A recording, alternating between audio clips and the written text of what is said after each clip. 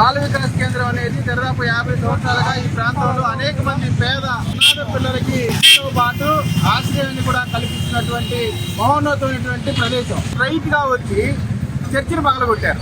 చర్చిని పగలగొట్టిన తర్వాత మేము ఆపడానికి వచ్చిన సందర్భంగా వారు మాట్లాడే మాటలు ఏంటంటే, ఎవరైతే మాకేంటి, మమ్మల్ని ఎవరేం చేస్తారనేటువంటి మాట మాట్లాడారు.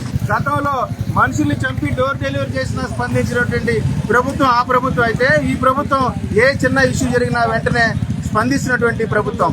ఈ రోజున క్రైస్తవులకు ఒక నమ్మకాన్ని కలిగించినటువంటి ఈ చంద్రబాబు నాయుడు గారి ప్రభుత్వానికి మరొకసారి క్రైస్తవ సమాజం మొత్తం ద్వారా కూడా కృతజ్ఞతలు చెప్పుకుంటూ, శవాలు దొరికితే చాలు వెళ్ళి ఓదార్పుకి వెళ్ళేటువంటి వైసీపీ నాయకులు, ఇంత ఘోరం జరిగితే నేను క్రిస్టియన్ని అని చెప్పుకున్నటువంటి జగన్మోహన్ రెడ్డి గారు ఎందుకని మీ నాయకుడు ఒక్కళ్ళు కూడా ఈ చర్చిని చూడటానికి కానీ, బాధితుల్ని పరామర్శించడానికి కానీ, క్రైస్తవ సమాజానికి మేము అండగా ఉంటామని ఒక్క మాట కూడా చెప్పడానికి రాలేదంటే వారే దీంట్లో పాత్ర.